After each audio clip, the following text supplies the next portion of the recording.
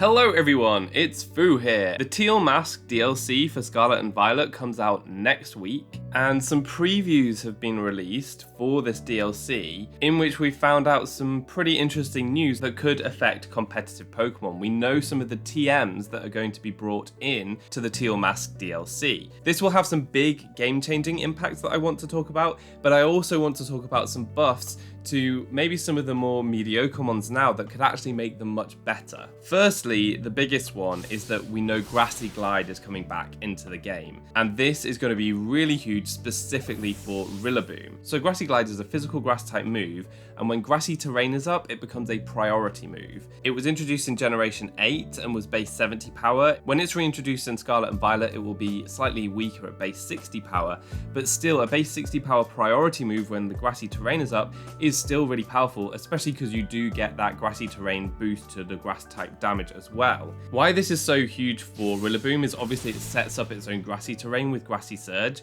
but Rillaboom has already been doing really well in VGC because it's very bulky, it has access to Fake Out U-turn, which is great utility, and it still threatens high damage with Wood Hammer. But most importantly, it has a good matchup into one of the most powerful Pokemon in the format, which is Wet Urshifu. This damp bear has been wreaking havoc, and having a strong grass type attacker is a really great thing to have on your team to bring for it.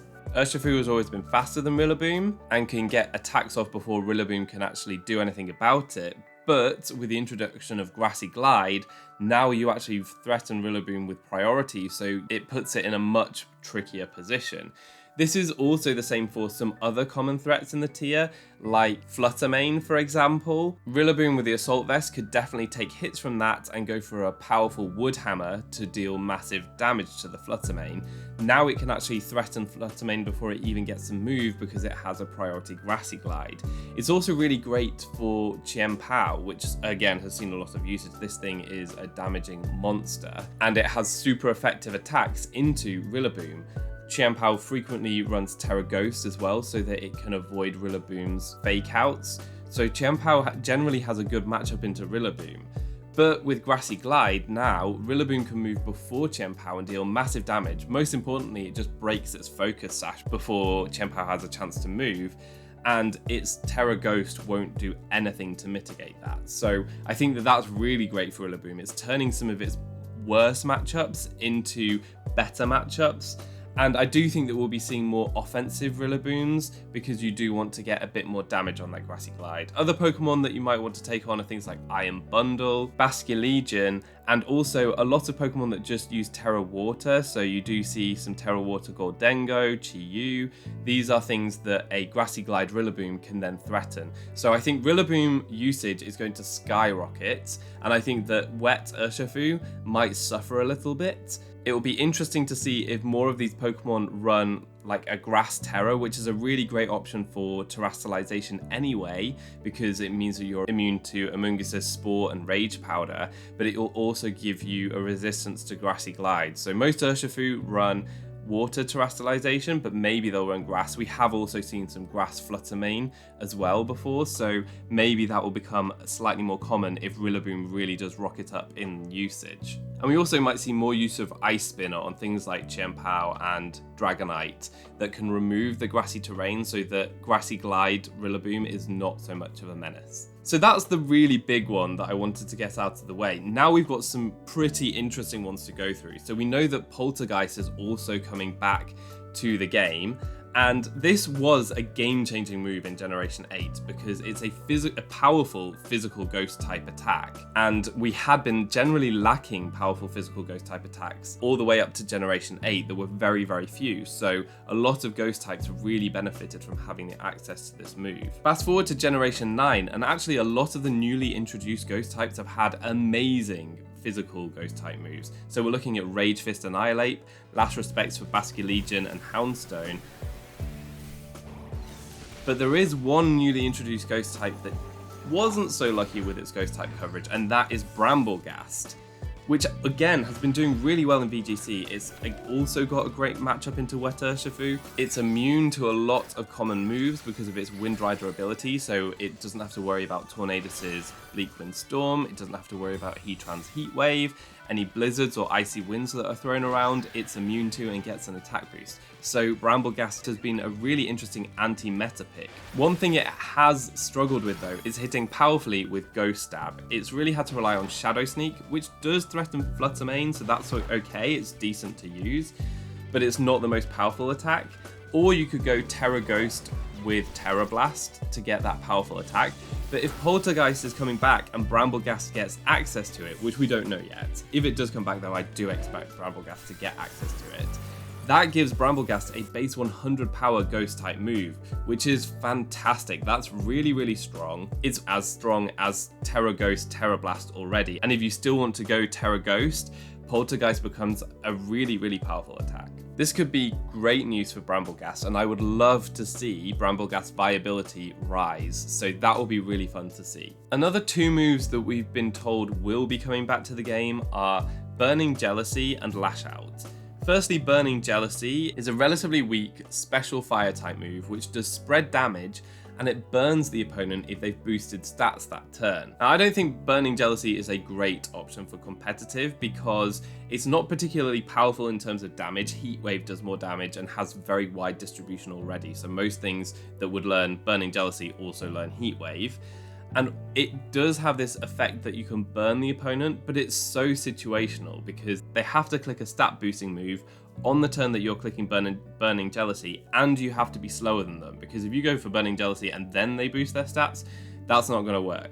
So we're looking at slow fire types that can punish stat boosters. I really think that if you want to burn something, Will-O-Wisp is a better option, even though it does have that shaky accuracy.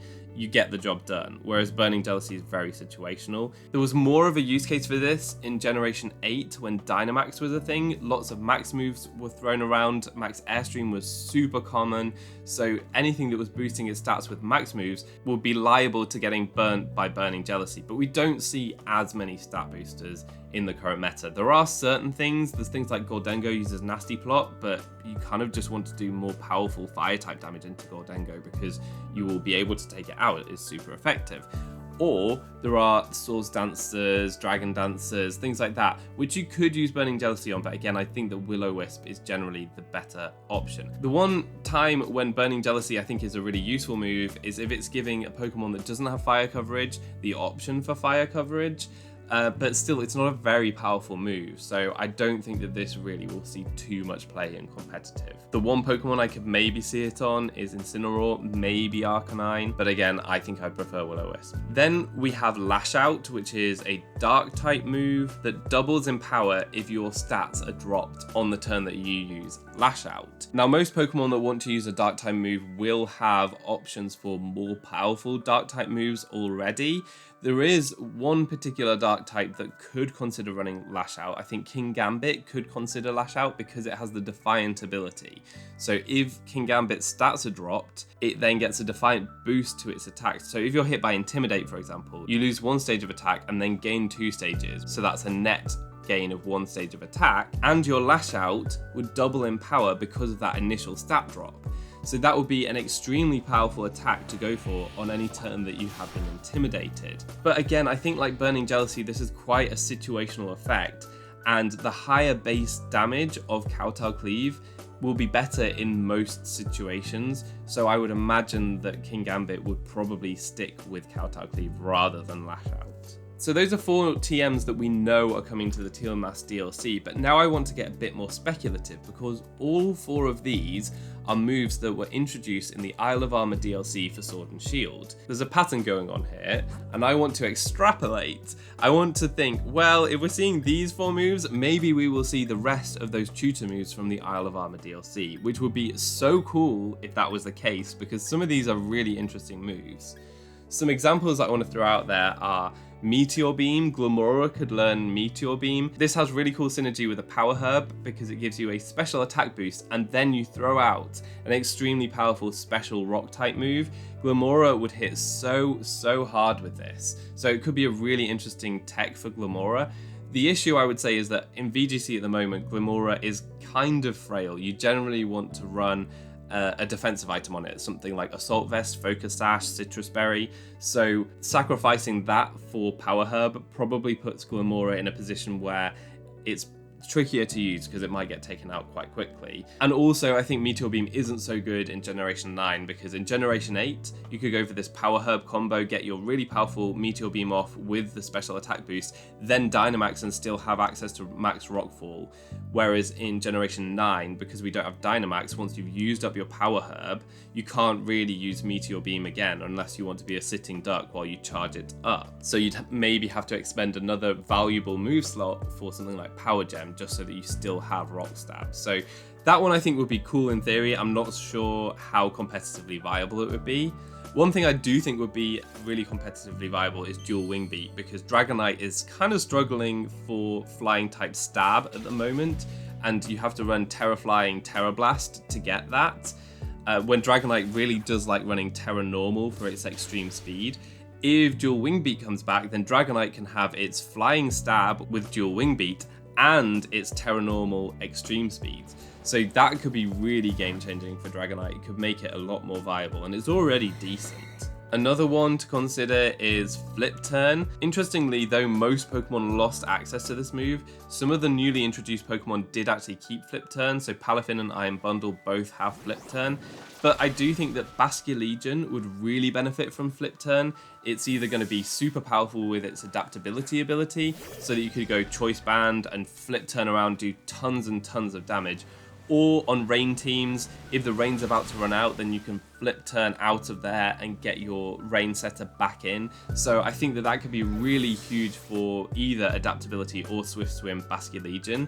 And then also Hisuian Samurott. If this learns Flip Turn, I think it will be amazing, because you could go for Ceaseless Edge, set up some spikes, and then Flip Turn out of there and keep momentum, put pressure on your opponent to switch, and then they'd have to start taking more spikes damage. So I think that that could be really great for Basculegion and Hisuian Samurott. I now want to talk about Scale Shot. I think Scale Shot could be really cool for Baxcalibur, which doesn't currently get it. Scale Shot hits 2 to 5 times Dragon type move, and it increases your speed stage while dropping your defense. Baxcalibur will be a great user of this because it does sometimes already run the loaded dice item to ensure that its icicle spears hit 4 to 5 times, being a really, really powerful ice type move. So that's really great. And on that set, instead of using its signature Glaive Rush move, you could opt for Scale Shot. Glaive Rush is super powerful. Scale Shot is very, very powerful with the loaded dice too, but the advantage of Scale Shot is you do get that speed boost, meaning that Baxcalibur is much better positioned to sweep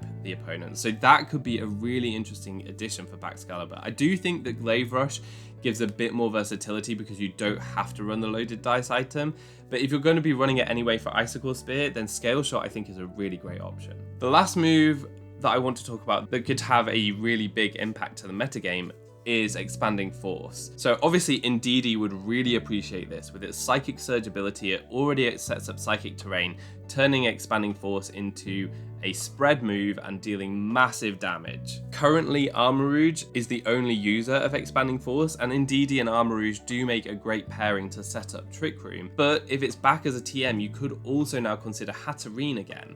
Hatterene has the Magic Bounce ability, which bounces back any spores or taunts that might be coming its way, making it a pretty reliable Trick Room user already. Then, if you add on the fact that it's slower than Amoonguss, it would have access to this really powerful Expanding Force. It could be another great Trick Room option. We have already seen it being used on some Trick Room teams, despite it not having access to Expanding Force, but I think that that could be a really huge thing for Hatterene. So that's something exciting that we might yet see in the Teal Mask DLC. Those are just some examples of the big changes that could come if all of the Isle of Armor DLC tutor moves come back in the Teal Mask. I'd be really interested if you guys have any other suggestions of interesting buffs that would happen if these moves do come back to the game, so let me know in the comments section below.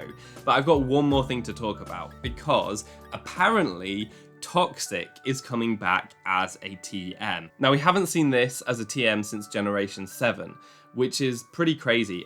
It used to be that the vast majority of Pokemon had access to Toxic, meaning that stall Pokemon were much more annoying to deal with. If something had recovery, it automatically could stall out Pokemon because it could just toxic them and then recover. That hasn't been the case for a couple of generations, which has kind of been a breath of fresh air. And poison types had a bit more of the limelight, being some of the few Pokemon that could still use Toxic. If Toxic comes back, that could really change how stall teams work.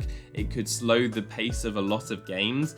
But the one thing that I'm absolutely terrified of seeing is Dondozo having access to Toxic. This is going to be really, really game-changing, I think, because until now, we have seen a lot of Dondozo teams that rely on toxic spikes being set up so that the entire opponent's team get poisoned, and then this really bulky Dondozo comes in. It gets +2 in all of its stats, including its defensive stats, which is the real issue here. And then it can go for protect and rest with leftovers and just never ever die. And it could be so disgusting if Dondozo then learns Toxic so that you could poison the Pokemon without having to have all of this team support to get the Toxic spikes and stuff up. If you could just have that Dondozo Tatsugiri combination to do it themselves, Dondozo could know like Protect, Sub, Toxic, Wave Crash or Earthquake or something like that. With the leftovers, that would be such a gross set. I really am quite terrified that this may be coming to the game, and it could have a huge impact not only on what the metagame looks like, but also how long our battles take, which would really suck. It remains to be seen if this is something that is going to come to the Teal Mask. Maybe Dondozo won't have access to this move. We can but hope. Thank you so much for watching the video. Consider leaving a like if you did enjoy. Stay tuned for more DLC coverage. All that's left to be said is I've been Foo, you've been awesome, and hopefully see you next time. Goodbye.